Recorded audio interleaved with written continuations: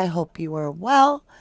We're going to be talking about Kopaka and the Idaho 4 case and about the Kbar knife and about a search warrant, as well as we're going to be kind of reviewing a fellow creator by the name of EMBREE. That's his channel, Pavarotti's. Very nice fella, does a good job on the case. But he did find something that I was like, what is this? And I want to share it with you because he did a great job. However, I do agree to disagree that it's Kopaka's. And I'll show you why. All right. So I know there's not going to be a lot in the beginning on the live because this is just a random live that I felt compelled to do. So let's get over. We're just going to slide right into movie time and get into it. So fair use disclaimer. You know the routine, you guys. Let's go ahead, get that off there. Now, Jay, if you want to call him that, because it's EMBREE, so I'm going to call him Jay. I'm not sure. I'm not familiar with this fellow that much. From what I'm understanding is he has a theory related to the rug theory, right? I mean, that he's not alone. And also, he is showing us a search warrant that he thinks, or at least that's what he's communicating, is for Brent Kopaka's apartment. But I'm like, I don't agree on that part. But it is for someone's apartment. And that is where I'm like, ooh, you did find something that I don't understand. So I'm coming to you. Can y'all hear me okay? Make sure my mic isn't muted because that happens all the time. I'm coming to you to discuss it and also say, give EMBREE's channel, and I pinned it down in the description. But when the video ends and it's not alive, I'll be able to pin it down in the comments too. Hey, Julius, Beverly Ward, hello, hello. A Convict's Thoughts with A.R. Hayes, hello, my lovely. Pickle Toes Grandma, hello to you. Hello, fur babies. They're napping. I thought, what a good time to do this. Another wow, Mama D. Yeah, this is a wow. This is a wow. EMBREE, in my humble opinion, found something very much to discuss. I just happen to disagree that it's not for Kopaka's apartment. But y'all, I'm going to show you documentations of the search warrants in the Idaho 4 case and the law and what's required and so forth. And it's pretty basic. If I can understand it, you can. It's like 2 sentences, and we're going to get into it right away. But if you are watching replay, thank you so incredibly much because you feed the algorithm, and that spreads the channel even further, gives us a stronger voice, and I appreciate you. So thank you so much. Hit the like, share, and all that good stuff if you feel like it. I love you. All right, let's jump over to chat for just a minute and get where everybody's, idea of what's going on. I've got to get used to 2 screens now. We've upgraded. We have 2 screens. Oh my golly, I loved it. I did. So what happened? What did I do, y'all? Let's take this away. And let's, oh, I know what happened. Hold on. We'll get this and we'll have to mute it. Oh, we'll get this one. We're going to have oceans now. Okay. Minor.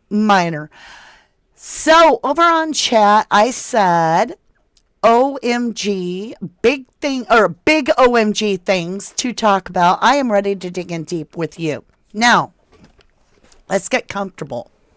I got to sit a little cross-legged. You guys, I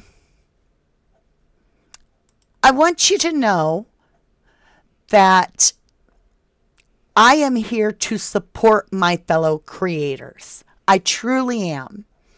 I am not here to pick apart anything, but it's all a learning curve. None of us know what we're 100% doing 100% of the time.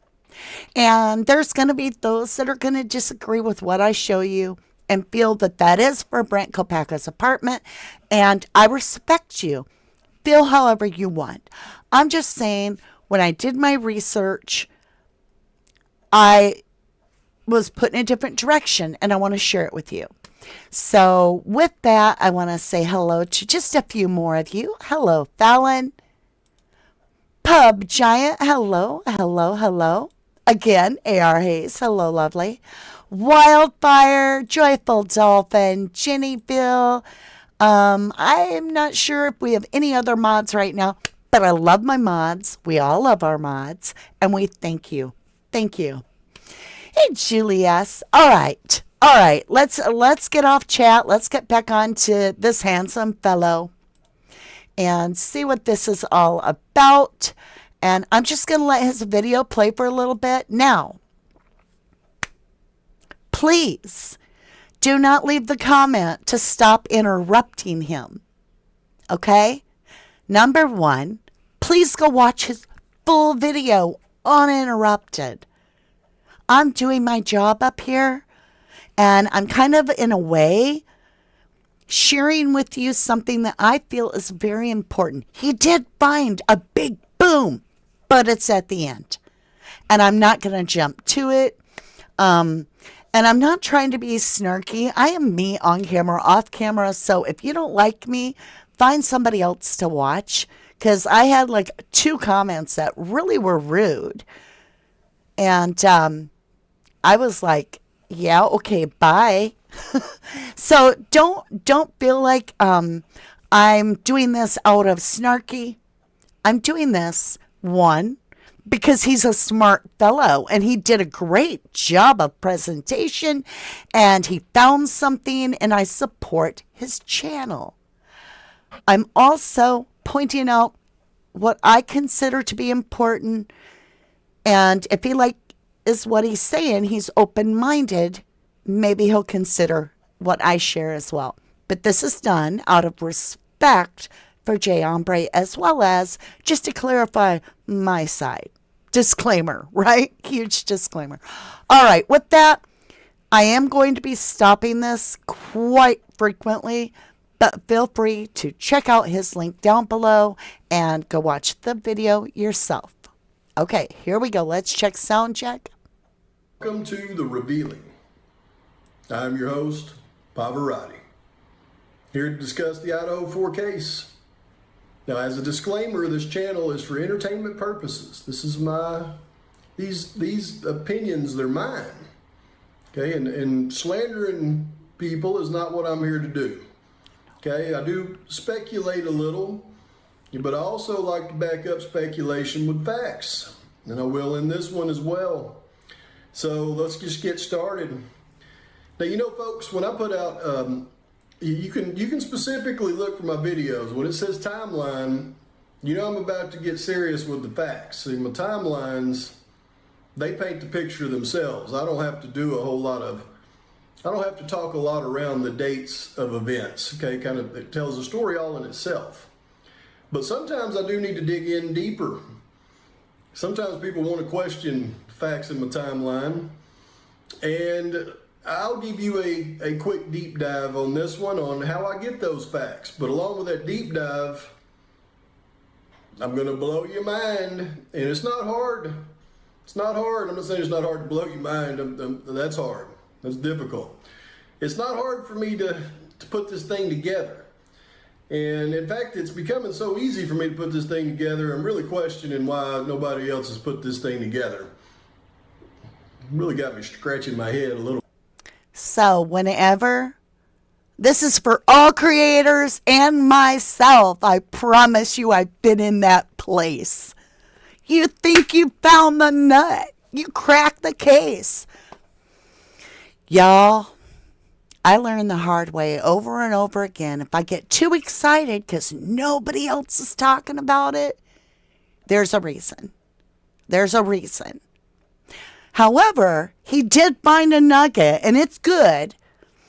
But I think as a creator for myself, my example is that if things are coming along too easy, I need to slow down and quadruple check my work.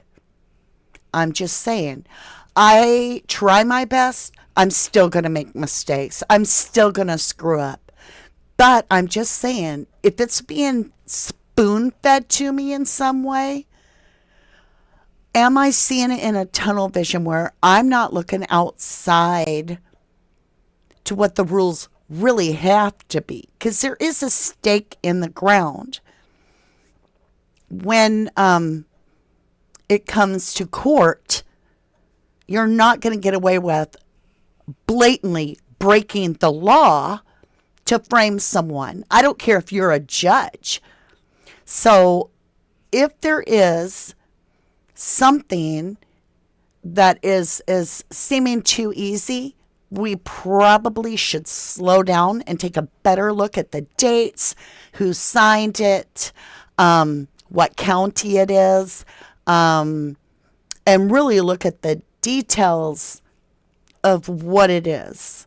Because we can't assume. That's my biggest thing in the Idaho 4 case, is we are assuming, just like the Idaho 4 MPD did, that this person drove a car at all. We are assuming that it's a knife when it's big open gouges. And are we assuming too much, and therefore we're getting narrow-minded and we're set into one direction and we can't open our mind up to look at other avenues? You can't deny the dog is alive. I'm just saying, would the cartel have loved the dog enough to spare it? I mean, any dog hearing their owner scream is startled naturally. They're going to bark. We've heard that there was barking on the cams. So in looking at the Idaho 4 case, we want to keep our mind wide open, but we also want to keep it real too. And I think he does a really good job doing that, keeping it real. I just think there's a few details we need to kind of like share as well. Okay? A bit. Here recently we've been talking about Kopaka. Now I've alluded to Mr. Kopaka being involved in this thing, and I don't have him specifically in the timeline except for his search warrant on the 14th and his unaliving on the early morning hours of the 15th. Okay, and a lot of people don't like for you to get into Kopaka. Well, I can tell you in this video why they don't want you to really deep dive Kopaka, because if you start applying some investigative work to Kopaka and the Kohberger case, it's so simple. It's almost easy. Okay, so how do you know that, Pavarotti? How do you do this stuff, Pavarotti? Are you being real with us, Pavarotti? Yeah, I'm being real with you. Never be cocky. That was a little bit cocky. How do you do this, Pavarotti? I'm sorry, you're setting yourself up. If you do make a mistake, your fall is much harder. Now, I'm just saying, I cringe a little when somebody does that. I'm not going to get on here and be like, how do I do this? No, because I make too many mistakes. And I know when I got to own up to it, I don't want that to be a big step. I want to be able to say, oh, doggone it, I'm sorry, because we're going to do it. All of us do. I'm telling you facts. I'm painting a picture of a story that happened. This happened, y'all. You want to see some receipts? Okay, I'll give you some receipts. Sit back and let me receipt away. Receipt away. Okay, so here we go with some redacted warrants. And we're going to start with this one, because this is a steady progression. And when I'm done with these, whoa. But you'll see this one here, state of Idaho, Indiana, state of Idaho, in and for the county of Latah. And you'll see the case number there doesn't show a case number, it's redacted. Okay, so they've redacted a little bit, but you know, it's weird. I think the first time I looked at this, there was more redactions. I think they've unredacted some things, but I don't know. Let's go through this and look though. And you'll see this is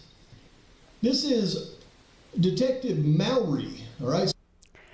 Now he's going to point out the date, and that is strange. So in what he's showing you, I have the same questions as Jay does. It's about the assumption that it's Kbar or Kopaka. Oh, and by the way, harsh reality love or rant, there's no H in Kopaka. Anyway, with Jay, he's showing you some important things, like listen to the date. Now, you know who Mowry is if you have been paying attention to the hearings in the Idaho 4. Mowry is a forensic detective that works for MPD, Moscow Police Department. He testified in the hearing. He answers to Brett Payne, lead investigator. Both have testified in recent hearings. Now, he's going to show you, this is Jay EMBREE, that's his channel, and I put the link down below. He's going to show you the search warrant. Now, this is for Amazon. Don't blow it off. There's something here. Pay attention. First of all, this is November the 24th. We don't have a Kohlberger arrest until a month and some odd days later. So when they're doing a search warrant to Amazon for, and we're going to get into it, he's going to show you it's a Kbar knife and what appears to be a sheath. Okay? Whose name are they redacting? Now, Jay EMBREE is saying it is Brent Kopaka. I'm going to show you where I totally think I can prove that it's not. But again, draw your own conclusion. But that's what we're doing. We're looking at this because it talks about someone's house. Oh, just stay tuned. Stay tuned. Here we go. Pay attention to what he's sharing. The date. It's Mowry. It's Latah County. It's November 24th. What is that? 9 days. 9 days after the homicides, approximately, give or take, right? This search warrant is being requested. Whose name are they searching for? So we all know Detective Mowry now from the hearing held a few weeks back. And Detective Mowry must have been very involved in this case, because you'll see here, this was the 26th day of November, 2022, and he is filing a search warrant with Amazon. Okay, so this is the day that he files the warrant. And you can see down here where it gets to description of property, what he's looking for from Amazon. So when you file a search warrant, you have to specify what it is that you're wanting them to go through and look for. So he's specifically looking for an ASIN with a serial number, a Kbar full-size U.S. Marine Corps fighting knife, an ASIN with another number, and a Kbar 1217S. Okay, so this is on November 22nd. This is the initial warrant that he files with Amazon. Very interesting. Okay, this is page 2. And let's go ahead and we'll read this here. It says, any peace officer authorized to enforce or assist in enforcing any law of the state of Idaho, Lawrence Mowry, having given me proof upon oath this day showing probable cause, establishing grounds for issuing a search warrant, and probable cause to believe that the property referred to and sought in or upon said premises consists of information for the crime of homicide in the possession or control of Amazon related to the sales of the following items for the period of January 1st, 2022. Look, they got 20222, just like I did in my timeline the other day. Weird. But you can see he's listing out what it is that he's looking for. Once again, this is just a continuation of the 26th warrant. And he's looking for down here this ASIN serial number Kbar full-size U.S. Marine Corps fighting knife. Okay, so he's looking for a specific fighting knife with a specific number. So that's what the ASIN number is. Okay. And then you can see he's looking for that specific sheath for that knife, which is interesting because there's a sheath left at the crime scene, but they're looking hard for a knife and a sheath. So I don't know what to make of that.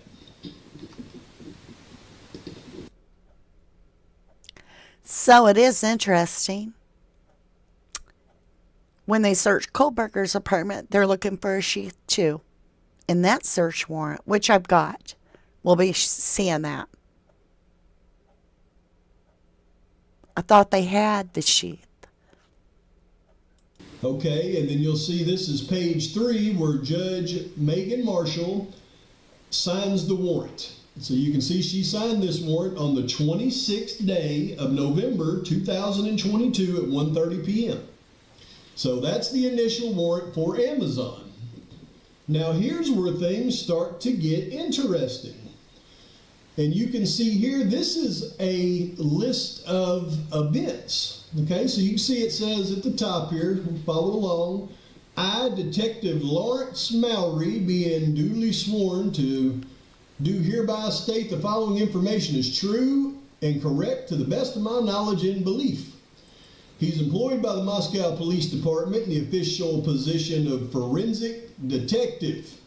Okay, so we know that Mr. Mowry is a forensic detective, not just a technology detective. He's a forensic detective. All right, affidavit. Has been a trained and qualified peace officer for 12 years. Now, on November 26th, I obtained a search warrant for Amazon. The warrant was served on November 26, 2022 by email, fax, email, etc. But then on December 8th, I received an email from Amazon which contained the requested information. So when I put on the timeline that on December 8th, the Amazon warrant came back, and I only present the facts on my timeline, that is where I get that from, okay? Now, you can see it continues though. All inventory was prepared for all the items received. An inventory was prepared for all the items received. Now wait just a minute. Wait just a minute. Now it's starting to get a little weird. An inventory was prepared for all the items received. Well, Okay. So when I worked, and y'all know I worked for an eggplant, and I mean the plant that PAX eggs, and I was a production coordinator and head of inventory.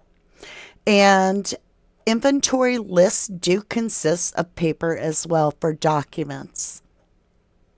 I'm sorry, but it's true. It doesn't always mean item as in a sticky note tablet, item pen. Sometimes it's a document. And that way, when this said document gets entered into inventory, it's assigned a number. So we're going to make this Amazon email. And we're going to give it to the inventory lady. She's going to get this piece of property that they obtained, they got, they took, whatever you want to call it. And this is going to be given a number. We're going to call it 101 evidence. It then gets a chain of custody piece of paper on said evidence. So if this letter needs to be looked at, this printed email needs to be looked at by the defense, they're going to request evidence 1001. Then I'm going to sign out for it that I let it out of inventory for the chain of command. And in this case, the defense is Ann Taylor, so she'd sign it and date it and timestamp. Now she brings it back. She then signs that she is handing it over to the evidence custodian who timestamps. So yes, indeed, this little piece of email from Amazon is actually a tangible piece of evidence that is inventoried absolutely without a shadow of a doubt. So I wanted to bring that along with you because I do know this. Do you prepare an inventory for Absolutely. faxes and emails? Because it says right there, I received an email from Amazon which contained the requested information. You don't prepare an inventory for an email. Yes, you do. You prepare an inventory for all the items received, which means the actual items, the physical items, folks. So the information received was placed into evidence at the Moscow Police Department. Further, your affiant saith not. So the information received was placed into evidence at the Moscow Police Department, right? The information. So that was the email from Amazon. Information that has evidentiary value of some sort that has been put into the evidence at MPD. And why would they not have an inventory of that? What, they're just going to set an email off in the... No, they're going to file it, and they're going to keep a running record and log of what evidence numbers assigned to it. And, like I said, the chain of custody. But an inventory was prepared for all the items received, okay? And that was Mr. Lawrence Mowry. Now, what's weird about this one? You see the date down here? This was on December 14th. Okay, so he got this email back from Amazon on December 8th. And he's going through this progression. So it is the date of 12/14, the night before Cole Berger leaves town to go to Pennsylvania. Now, as we go forward, this gets weird as heck. So I'm going to clear up some stuff. I'm going to show you the law. But in the end, you're going to be like I am. And you're going to be like, okay, wait a minute. Just saying. So stay with me. It's important. All right. He's November 26th, he filed for the search warrant. He got the email back that contained the requested information on December 8th. Then he prepared an inventory for all the items received. And why is he doing all this on December 14th? Did it just take him 6 days to actually go and start documenting things? I don't think so. I think something else happened. Let's take a look. Okay, so when we look at this one's a little bit different. I, Detective Lawrence Mowry, the officer by whom this warrant was executed, do certify the appended inventory contains a true and detailed account of all property taken by me. Taken by me. Now remember, property taken by me, what do you mean? You just got an email from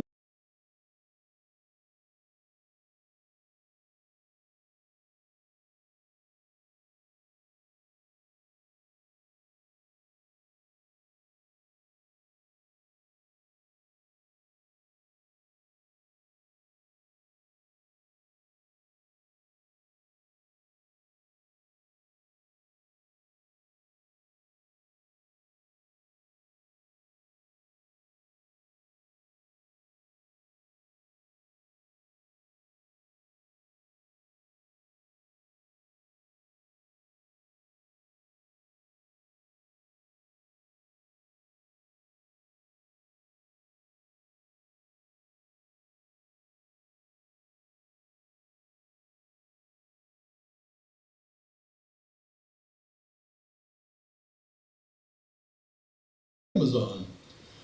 Huh. Or officers. Sorry, guys. I'm not going to mute again. Other officers pursuant to this warrant. Never muting again. This warrant and property have been duly returned before Judge Megan Marshall at 9:00 a.m. this 14th day of December 2022. Huh. This warrant and property have been duly returned. Now, this is at 9:00. So, let me switch you over before we get going too much further. I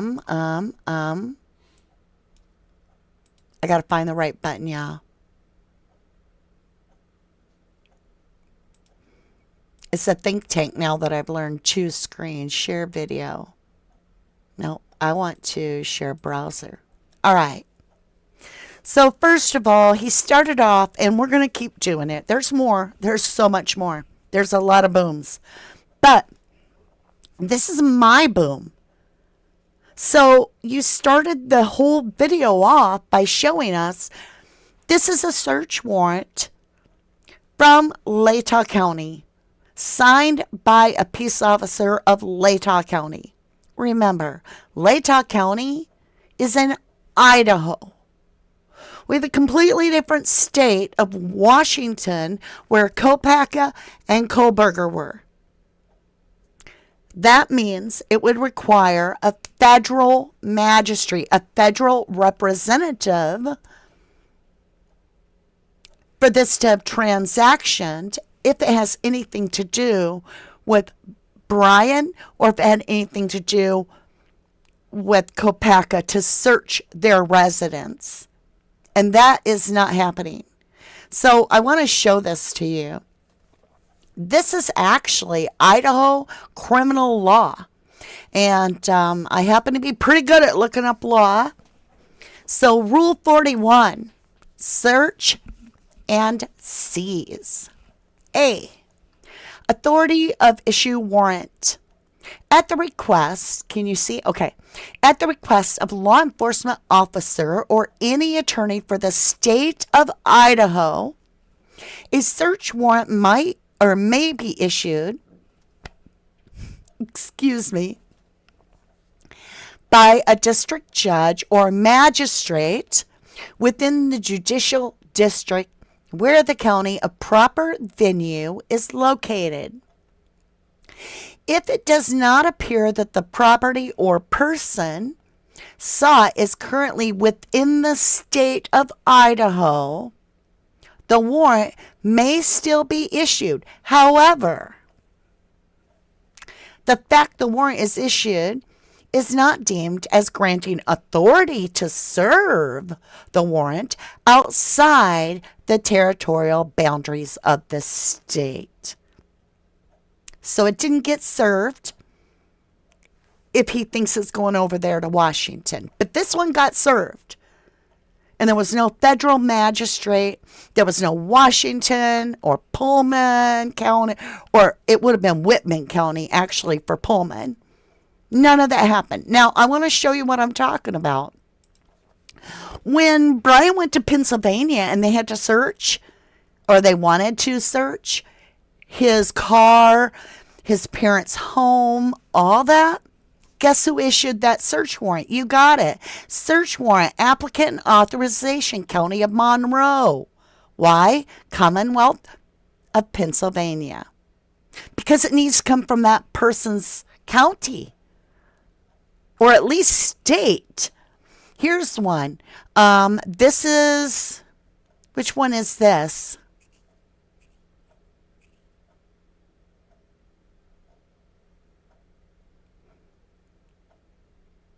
I think this is, where did I get this anyway?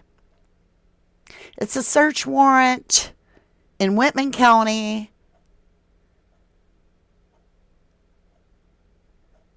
What did I open, y'all? I don't even know if this is our case. It's a Kohlberger warrant. Okay. Yeah, all right. I had to look because I'm like, what did I get? No, I've been doing a lot of research. My eyes are tired. This is searching Kohlberger's apartment in Pullman. Yep. There's a judge's name, Gary Libby. Search warrant for his apartment. So, as you can see, if you're going to be searching over in Pullman, you would be going through Whitman County right here. County of Whitman, State of Washington. Furthermore, this is another one. This is a motion in order for original search warrant and search warrant applications to be remain sealed, but a redacted version be provided for the public release. And again, it has to do with that search warrant. So it's State of Wisconsin and the County of Whitman. So, this has nothing, this search warrant he's showing you, it has nothing to do with another county in another state. It doesn't. There, in my humble opinion, it just can't. We would have to have a federal representative. The feds would have to do that. Just saying. All right, let's get back over to share video. And let's continue. O'clock a.m. on this 14th day of December 2022. I certify under penalty of perjury pursuant to the law, the state of Idaho that's foregoing is true and correct. Now this again was on December 14th, 2022. So what is he talking about? He went out and he actually gathered property, him and other officers pursuant to this warrant on the 14th day of December, and he got this to, it must have been the 13th day, or he did it early that morning because he got it to Megan Marshall by 9 o'clock a.m. How would he have done that? Very strange. Let's keep going. Okay, now here is the property that, look right here, was found and taken.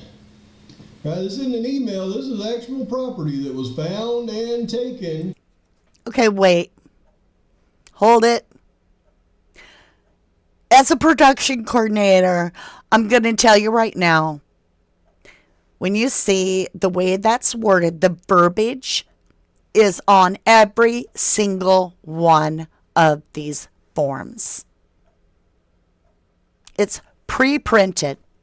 It wasn't typed specifically for this search warrant. This appears on every single search warrant. What it's saying is the property found and taken, whatever you got back, okay?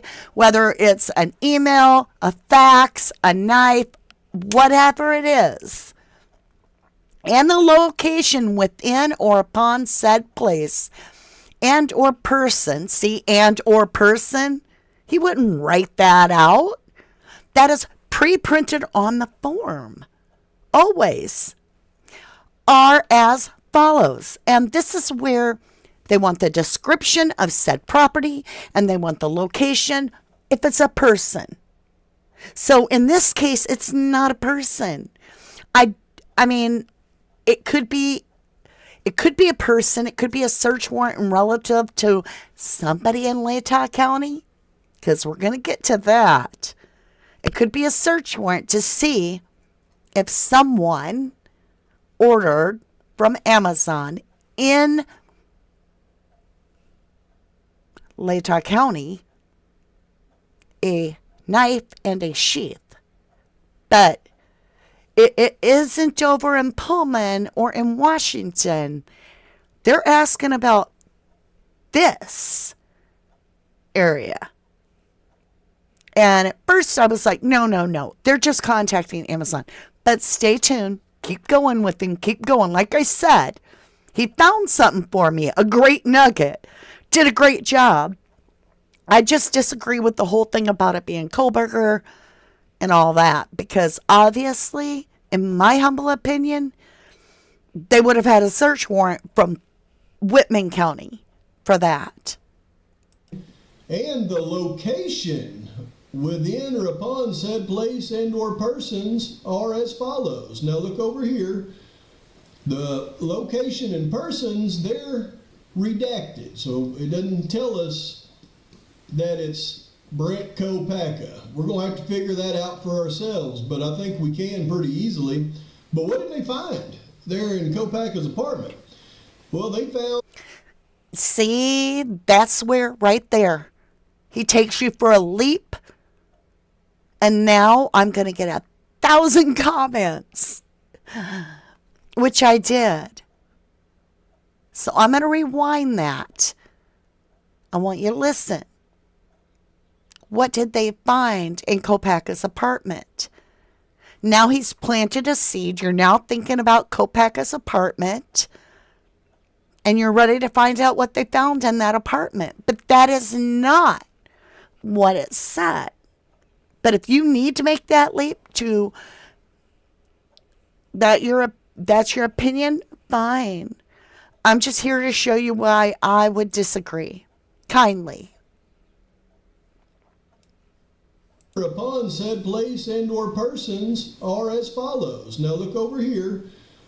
The location and persons, they're redacted. So it doesn't tell us that it's Brent Kopaka. We're going to have to figure that out for ourselves, but I think we can pretty easily. But what did they find there in Kopaka's apartment? Well, they found ASIN number. There you see it. And then underneath that, you see they found a Kbar full-size U.S. Marine Corps fighting knife. That's it. All right, you guys. I'm going to get another screen open over here. Let's switch off the video and go to a browser. Let's go. Shoot, is this going to give me... I hope this doesn't... Okay, wait. I don't want it to dox my Amazon account. So hold on, let me get on Amazon, and I might have to log off. We're going to look up that number. If I go this way, will it dox me? It gives my zip code. Okay, maybe I can move the screen where it doesn't. Yeah. Okay. Let me get off share video. What's it showing you? All right, I don't think I'm doxing myself. Now, let's get this number going. The number, the first one is B. I think it's 00. Could be an O, but I doubt it. H53Q6M. Are you seeing? Okay. B001H53Q6M. All right. Right there. It is a Kbar full-size U.S. Marine Corps fighting knife. All right. Let's I want to save that in case we want to come back to it. But let's change this. We're going to get what the other one is, and that way we can see what they're looking for. It's got another 0. M-A-Z. I'm going to go I-A-0, but it could be a 1. Oh, no. We got it.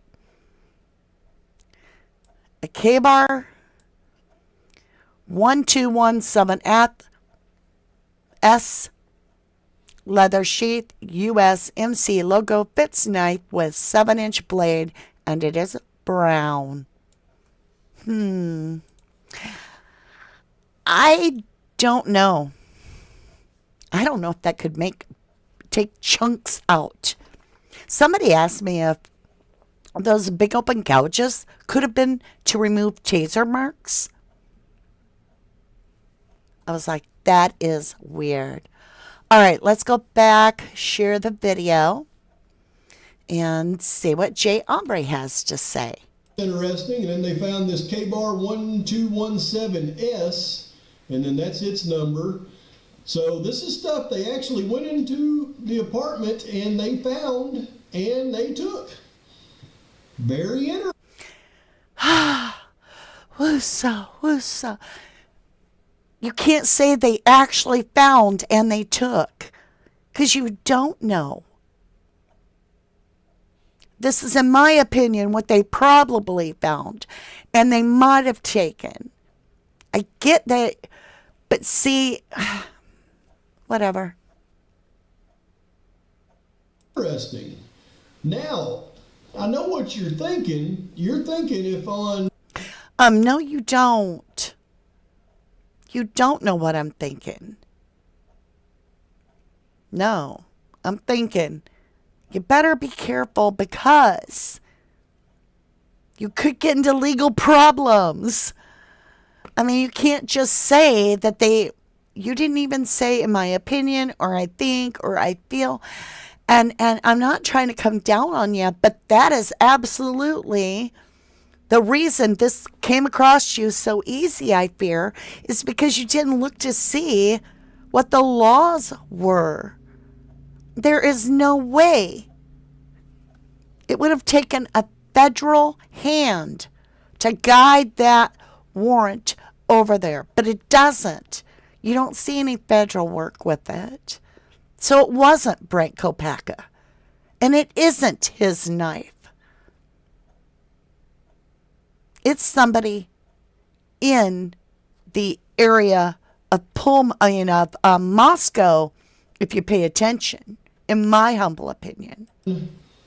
December 14th, before 9 a.m., they implemented this search warrant into Kopacka's apartment, and they found these items.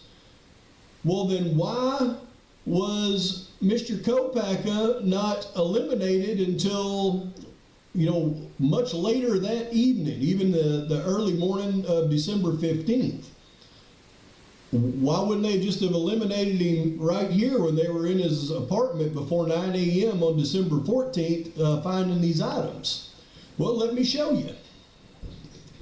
Okay, so right here you'll see this warrant is dated, see right here, December 14th, 2022.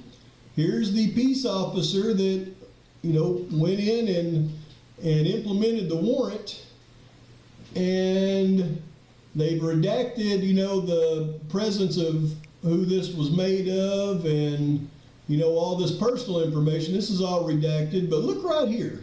Isn't this interesting? A copy hereof was left on this date in a conspicuous place in the place searched, there being no person present during said search. I'm sorry. That is pre-printed on every one of them. And see the lines? That's where you write in if that's true or not. NA. Didn't leave it on the counter. Did leave it on the counter. That's the boom. There was no counter because it's Amazon and it's an email. I'm just saying. But the question is, when they were asking Amazon for this information, we want to know, was it that they pinpointed the town? And they were like, in the state, or did they go to the state of Idaho? How did they narrow down, or did they get every single Kbar knife ever sold from Amazon between January 1st to 2022 and December 31st? Or did they ask, are their names and addresses redacted? Did they know who they were wanting to know if that person had purchased? I find it strange. It's December 14th. It is the day that this vet, purple-hearted vet, was swatted out. It's the same day. So I do wonder. But is this saying that this Kbar knife came out of Kopeka's apartment? No, it is not saying that. Factually, nowhere on here does it say that. Now, you may agree to disagree with me, and you might feel that EMBREE is right, and I respect you so much. I truly do, because in the end result, we just all want the truth. We just all want the truth. And so, no harm done. No, I'm not being snarky. I'm just saying I don't think that had anything to do with Kopeka or Kohberger. So, now we got to look at the other flip side. For all you guilters out there that are like, they actually found out Kohberger bought a Kbar knife and a sheath from Amazon. No, they didn't. What they got here is asking, and it's well before they even knew about a Kohberger.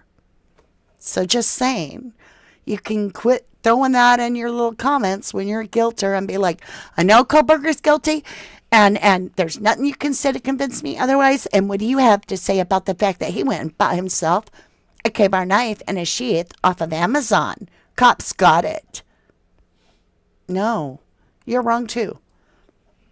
This is a search warrant asking Amazon in an email. Maybe they were like, we would like to know in the county of Utah, or we would like to know in the state of Idaho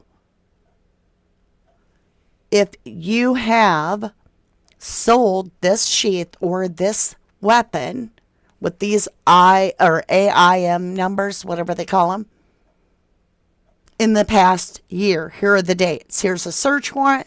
And if you have, then we want the name, we want the address that was shipped to, all that. But this is only requesting it. The information is never provided to us. We just know they got it back. They got a response back, most likely a letter detailing who bought what, when, where, and how. And then they checked that into inventory, which created they checked it into evidence, which created an inventory list saying, this is what we got. Maybe they had 3 hits. Maybe they had 40. Maybe they were like, holy crap, there's 22,000 hits. We don't know. But it would have been logged in, and it would have been checked into evidence, like I said, so that when trial came or anything like that, it already had a predestined evidential number that people can check out, check in, and all that good stuff. So I'm coming back over to chat. I'm not gonna keep going with it. I do encourage you to go follow up with him and do your own research. I always say that. Let me get off movie screen. There we go. Let's get back. Oh, wrong screen. I'll get there. Good to see you guys. Right. Carolyn Miller says it's not a SWAT team purpose to eliminate a person. Right? Carolyn Miller says they cornered Brent into a situation he didn't belong to, in my opinion. Hi, Demon Dog, you say, and that begs the question, why did Brent get swatted? I'm not saying he's guilty, but it is weird. Possibly Brent was going to be their first patsy, and when they went wrong, proceeded to the next BK? I don't know. I mean, honestly, I'm trying to... Okay, I have a question. You're right, Demon Dog, all right? So, if Brian's being framed, right, they just need a patsy. And let's say let's hypothetically theorize, a working theory here, that Brent Kopacka was going to be the original patsy and something went wrong. Why would you not save yourself an entire trial and all that and be like, holy crap, we can still make him a patsy, and now this individual no longer can defend themselves. We can, hey, you have nothing to fear. This person is gone. Why, if they're looking for a patsy, didn't they grab onto that? That would have been so simple. They'd already committed the crime. Well, in my opinion, swatting a vet. I mean, can't they just shoot the person with a tranquilizer? Why have to use your bullets, dude? If they're a threat, then tranquilize them and then take them in and Section 8 them or whatever. I don't understand that, but neither here nor there. All right, but that's a good question. If they're just looking for a patsy, why not just scapegoat somebody that can no longer defend themselves? I don't understand. It is sickening, really. It really is. It really is. Kim House says, do you think that just one KB knife was used to do, or do you think other weapons were involved? Kim House, I think, honest to gosh, that something such as a hatchet was used because of the big open gouges. Coroner went on and on about it. Steve G brought it up several times about the big open gouges that the victims had. We've got a page completely redacted regarding Ethan at the damage that was done. And I truly do feel like it's way, way more. Ashley K says, yeah, I agree. Brent Kopacka has nothing to do with this crime. He is wrong. Right. Okay. Gotcha. Carolyn Miller says, Brent was trained about trafficking by me years back. That much I will say, because Washington, Idaho have been my states for this very thing. Thank you. Mr. Ifs, hello, lovely. Or they should have used non-lethal rounds, being SWAT. That's what I feel too. Let me clear chat so I can get caught back up.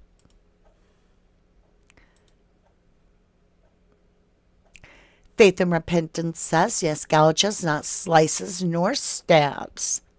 That's corner words, y'all. May the victims rest in peace and the right perpetrators be brought to justice. And that's all we all want. So I hope there's no hard feelings, Mr. J. EMBREE, Mr. Pavarotti. I certainly don't mean disrespect. I usually don't, you know, but when it's Brent Kopacka, I don't feel he's guilty of anything. And I don't think you were saying he was guilty of anything either. But what I am saying is this. We need to be very careful and quadruple checking our information because this man was a hero. He's a Purple Heart veteran. And no disrespect to anybody, but we just need to be careful. In the beginning, I didn't really understand a lot of what Brent was about. And then the more I heard about how his family explained, and he was gentle and he was caring, and it really is sad that it ever occurred. But you could be right in the long run. I might be the one wrong. EMBREE might be completely right, and somehow this all worked without having to follow the rules. I don't know. Or maybe there's different rules than I know. I'm just a mom. I'm just saying. I fell off my pedestal. It ain't very far. Not very far at all. It's kind of like I don't even hurt my rump because I keep my pedestal low. I just don't. I don't feel it could have been his apartment. Just my humble opinion. Carolyn Miller says, I believe by Brent's ICU post, he saw who did it. I believe you could be right on that. Wolf Angel, yep, informant named Brent first. And as we all know, BK was never entered into this for a while. Informant named Brent first. Well, we don't know that. We don't know that. We don't know who the informant is. I wish I did. Kim Hellison. Also, Mama D, what's up with Ethan's golf club? Right? And they are still not returned to the parents. We want Ethan's golf club back. Why is it? Is it held in evidence? Is it? Is there unknown male DNA on a golf club? Is that why you don't want to test it? Because it would be like another person with possibly the golf club as a weapon? Makes me wonder. Dreamweaver 2 says Ann Taylor actually called Brian Brent, and the judge actually said Brian Kopacka, and then corrected himself and said Koberger. Why? That's a good question. Gouge implies a weapon other than a knife, right? Okay, not necessarily. It could be a knife to make a gouge, but you would almost have to do like a, you know what I'm saying? Take a watermelon, all right? Now you've got a knife. Just a Kbar knife. You can slice it, but you're not going to machete through it in the whole top. You're not going to cut it in half. You're not going to be cutting through to the liver, right? Or the heart of the watermelon. You ain't going to do that. That knife is either going to stab that watermelon, or you're going to have to saw to get it go through. Now let's switch. Let's give you a hatchet. Could you get to the heart of the watermelon? Pretty damn easy. Boonk. Oh, yeah. Think of a machete. Could you slice to the heart of the watermelon with a machete? Whew. Yep. Why would you use a knife, even though I know a lot of people are unfortunately harmed that way? Why would you not use a tool that gives you a lot more clearance between you and the victim? You're swinging a hatchet, or I think a hatchet. I've shown what is it called? The bar? Is it called a bar or something? Where it's a Kbar, but it's curved and it's way bigger.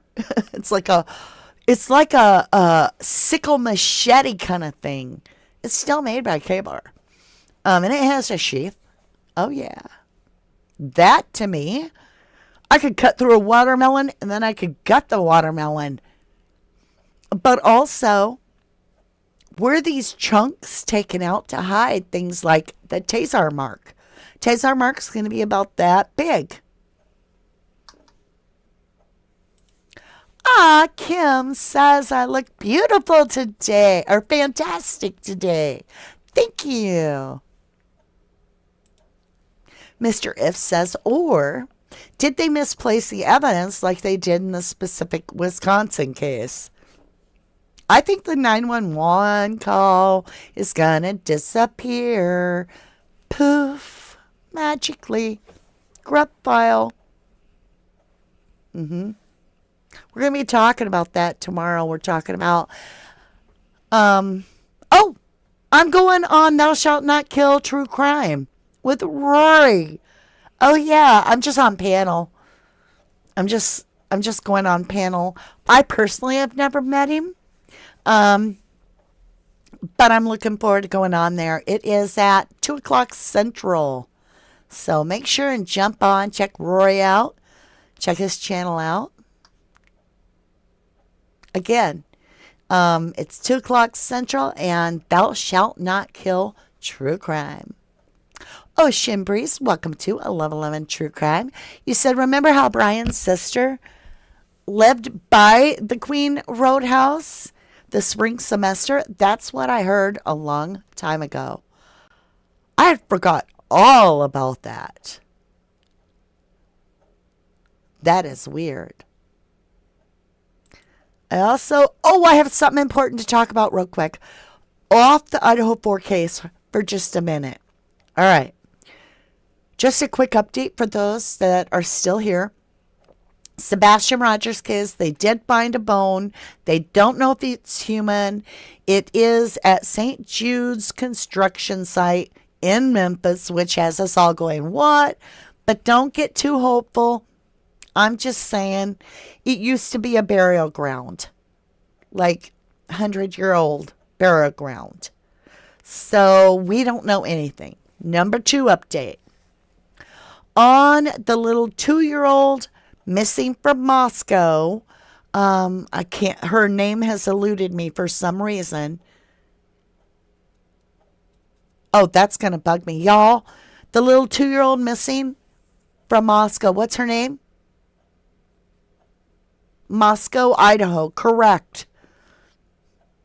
Pullman and Moscow are both, the mother's in one, the father's in the other. Well, anyway, they got a search warrant for his house. Carolyn Miller says, I love Rory. He's great, mama. Ah, cool. Carrie T says, maybe those initials, BK, were left in the house. Dang, I be at work, rewatch crew. Thank you, Ro. Thank you for rewatch.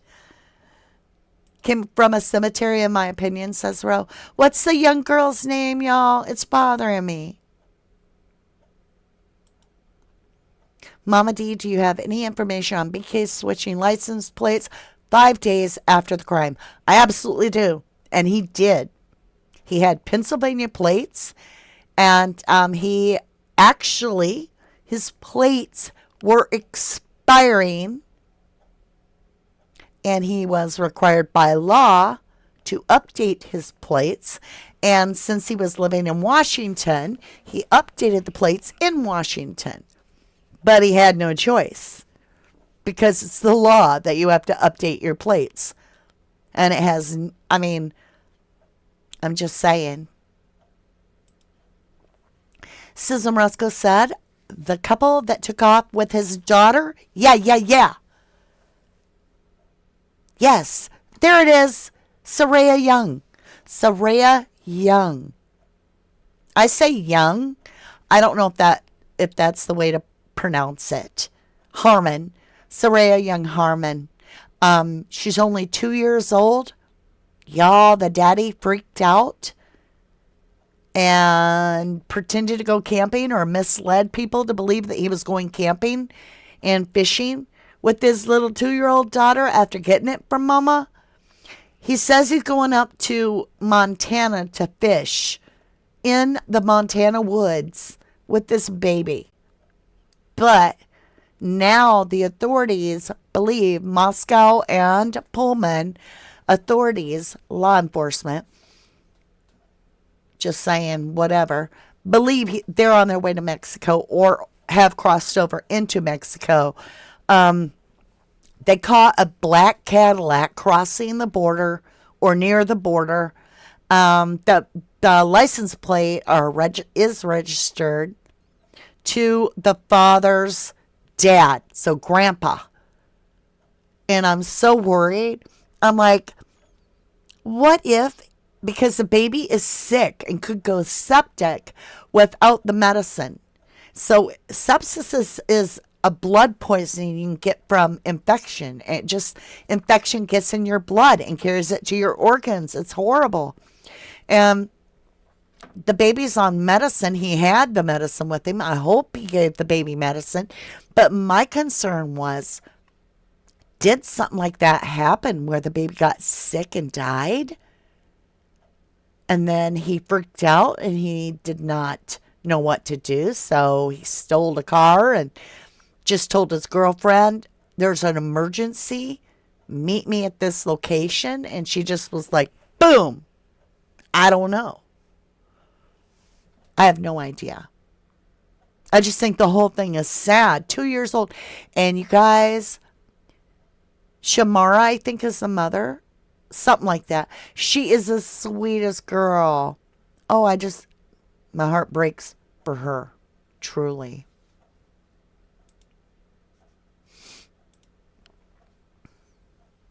He had to by his birthday. No. Nay. I don't think so. Well, I could be wrong. In the state of Wisconsin, it has nothing to do with your birthday. That's your driver's license. In Wisconsin, it's when I bought my car plate. Because it's due every year at the end of January. But my birthday is May. It's annual. Mexico was the last I saw. That's what I heard too. That's what I heard. Carrie T says, we want to know. Deborah Ackland said, Mom's interview said she needed meds for bowel blockage. So sad if that happened, Mama D. I know. But I'm like, what made this kid? Because he's 21 or something. He's a baby face. I'm like, what would make a kid freak out and leave his family that has some money and go to Mexico when everybody's trying to get over the border to the USA? That's if something went down and you didn't want to go to prison.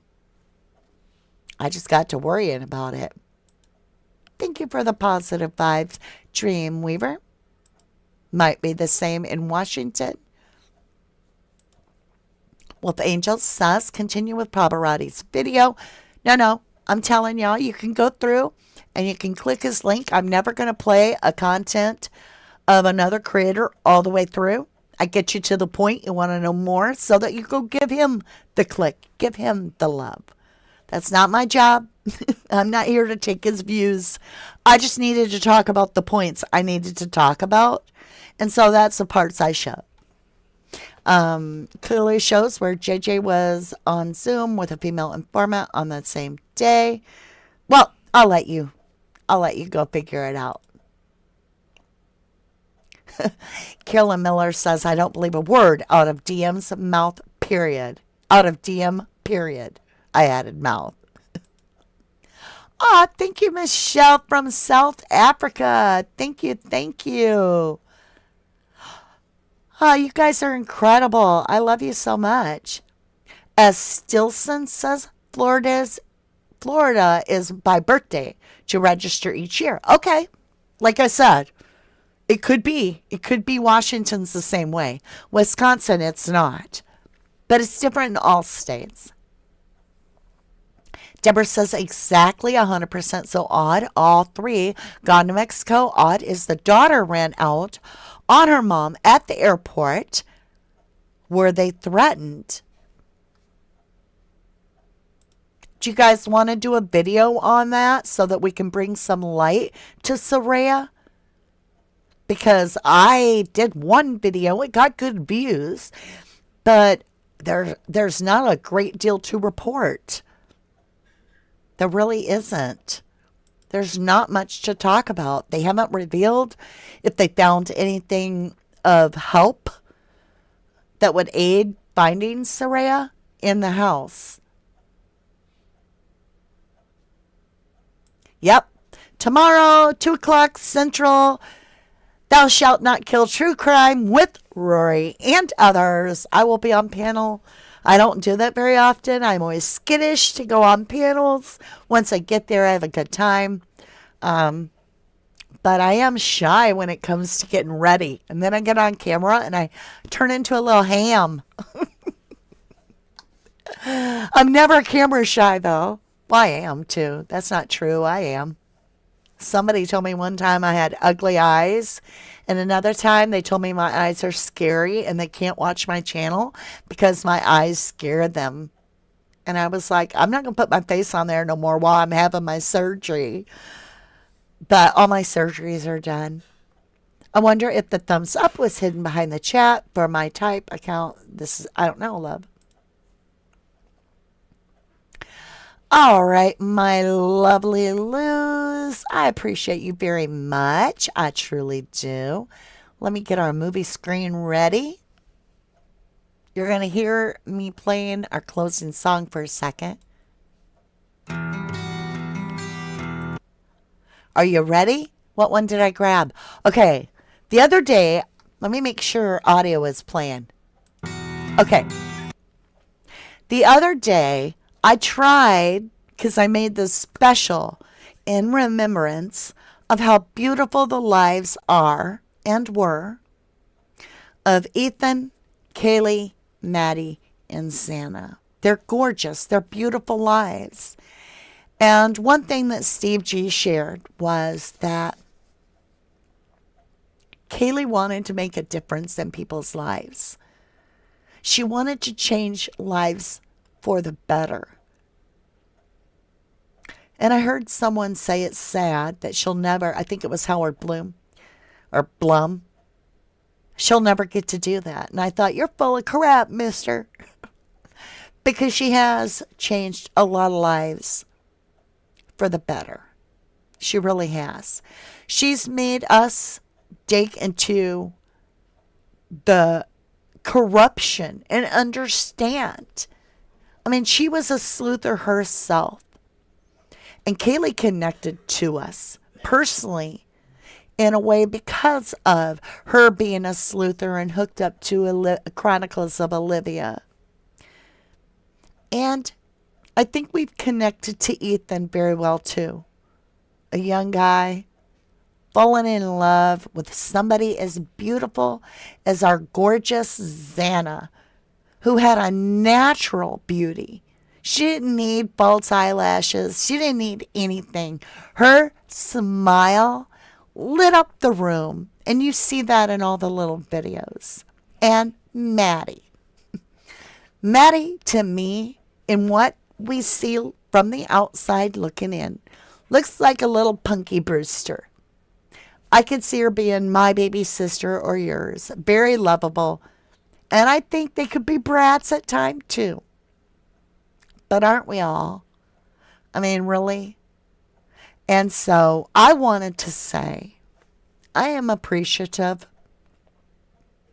I am. That I've even been a part of trying to get the truth uncovered somehow for these people. And Kaylee, I watch pictures of her and she's gorgeous. She's absolutely beautiful. She's breathtaking. And she inspires me to put my makeup on, to try false eyelashes, to have more confidence, to try different hair colors. She inspires me to Be confident in who I am, even if I have a little bit of that pudginess or whatever. I'm just saying. They all inspire us. So, with that, let's get over here and get over to, where's our, oh, how do I do it where you don't see me? I just want it to be them, y'all. Hold on. There we go. I love you guys to the moon and back. I hope to see you over on Thou Shalt Not Kill True Crime with Roy, me, and others on the Idaho 4. I love you all. Stay true to you.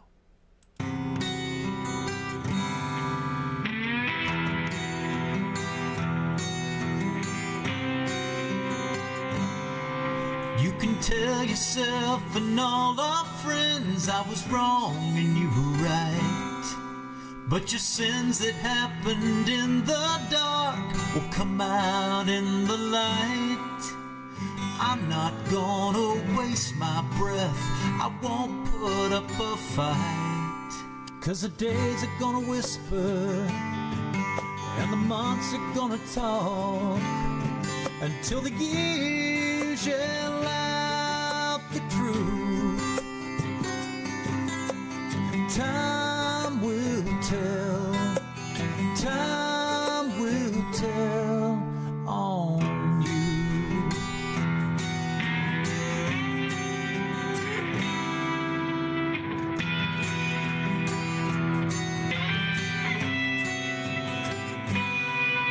When a train whistles far away and when the cold wind blows, when the lightning in your eyes reveals the darkness in your soul, the world will be reminded of what it already knows.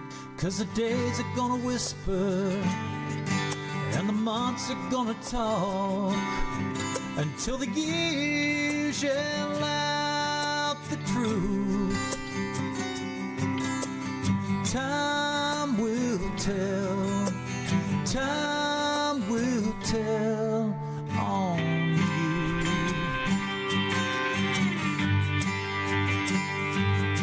No one may ever say a thing, but surely as the seasons change, you feel like every finger points at you 'cause you're to blame. And the days are gonna whisper and the months are gonna talk until the years yell out the truth. Time will tell, time will tell on you. It's gonna tell on